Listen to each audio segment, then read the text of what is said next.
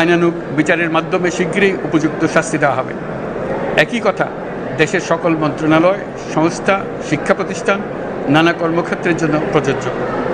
সর্বত্র অপরাধীর বিচার হবে।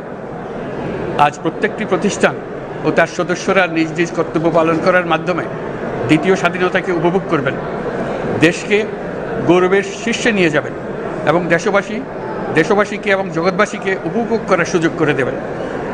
আমি জাতির পক্ষ থেকে প্রত্যেকে নির্ভয়ে আনন্দ চিত্তে নিজ নিজ কর্মস্থলে নিজ নিজ সামর্থ্য নিয়ে এগিয়ে আসতে অনুরোধ করছি।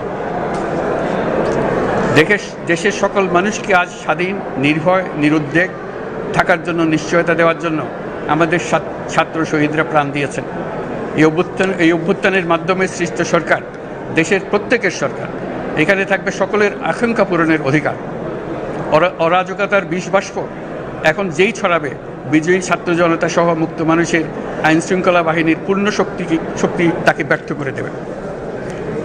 নিষ্ঠুর স্বৈরাচারী সরকার দূর হয়ে গেছে। কাল সূর্য উদয়ের সঙ্গে সঙ্গে গণতন্ত্রের, সুবিচারের, মানবাধিকারের, নির্ভয়ে মত প্রকাশের পূর্ণ স্বাধীনতার জন্য সকলের স্বাচ্ছন্দ্যে জীবন ধারণের সুযোগ প্রদানের সচেষ্ট সরকারের ঘনিষ্ঠ সান্নিধ্য ও সহমর্মী পরশ দলমত নির্বিশেষে সবাই উপভোগ করবেন। এটাই আমাদের লক্ষ্য। আমাদেরকে এই লক্ষ্য পূরণে সাহায্য করুন। সারা বিশ্ব আজ অবাক হয়ে বলছে, সাবাস বাংলাদেশ, সাবাস বাংলাদেশের ছাত্র জনতা। আমরা এই অর্জনটাকে আর অনেক দূর নিয়ে যেতে চাই। আমাদের ছাত্র জনতার জন্য কিছুই অসম্ভব নয়। আমাদের তরুণরা অসম্ভবকে সম্ভব করতে পারে, তারা সেজন্য প্রতিজ্ঞাবদ্ধ। যদি আমরা ঐক্যবদ্ধ থাকি, ধ্বংসাত্মক কর্মকাণ্ড থেকে দূরে থাকি, সবার জন্য মুক্ত পরিবেশ সৃষ্টি করতে পারি, আমাদের বিজয় অবশ্যই হবে। আল্লাহ, মহান আল্লাহ আমাদের সহায় হন।